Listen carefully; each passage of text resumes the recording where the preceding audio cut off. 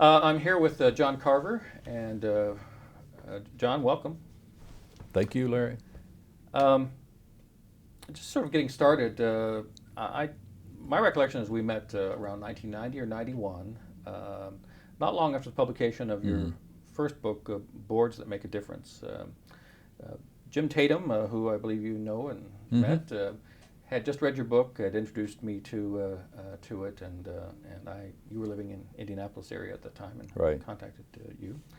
Um, so, this is not going to be a video clip, obviously, but just to get us a little juice going here, I just wanted to see, is that your recollection of how we first met, or do you have a different?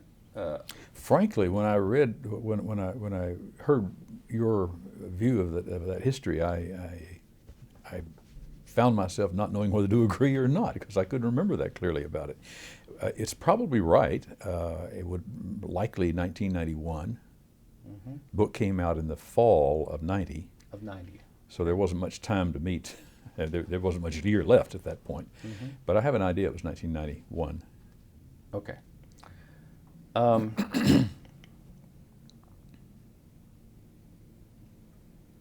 I also recall you were saying to me very early on that you had not discovered or read Greenleaf's essay, Trustees as Servants, prior to your writing Boards That Make a Difference. Uh, and So to start, I'm wondering, are there any particular questions, once you having read Mhm. Greenleaf's essay, Trustees as Servants, what ideas came to you that you wished perhaps you had read the essay, or that you would like to have asked Greenleaf as far as questions? Well, you're right. I didn't even know the name Greenleaf until maybe 1991. I'm not sure, or late 1990. There would have been something to talk with. Two things come to mind, Larry. One is the general idea of how much the philosophies of the two disciplines matched. They just matched so perfectly to me. So I hoped, I guess at that time, I was thinking that if I had known that, it might have enriched something that I had to say. Hmm. I'm sure that would have happened. But the other thing is that I would have had the chance to talk with him about the things he said about CEOs, chief executive officers, because the chief executive officer role to Bob Greenleaf was compromising the spirit of the primus kind of role that he outlined. Uh, Perhaps that was an institution as servant. I'm not sure which booklet it was in, and I think that he would have seen it a different way had he known a method by which the CEO role could be made more palatable to the philosophy of servant leadership.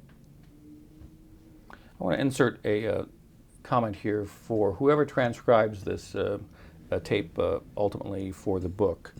Um, I want to make sure that we use the complete questions that I've written down, and we'll just interject those into the transcript rather than how I'm sort of asking the questions here on tape. One last question before we sort of move into the meat of the subject, but your educational background includes a BS degree in business and economics, Master's of Education, educational psychology, and a PhD degree in clinical psychology. I'm curious to know if there are ways that you see your background in psychology has informed your thinking around the development of the policy governance model. If it informed my thinking, I'm absolutely unable to trace it. Except in the way that no matter what you learn in life has something to do with what you're able to do later. So in that sense, it must have had an effect, all of those things. But no, the effect, or I think it's this way, the effect that it might have had is not the content of psychology or education or business in the bachelor's degree, that part, but the effect it had on me about scientific modeling. That in fact, what I wanted to find was conceptual coherence. I wanted to find something that could in fact be called a model in the scientific sense, not just a structural sense. And that drove me to say, I've got to produce something here that makes sense as a total with all the parts that fit together, and that it's really a system. I think that's the effect.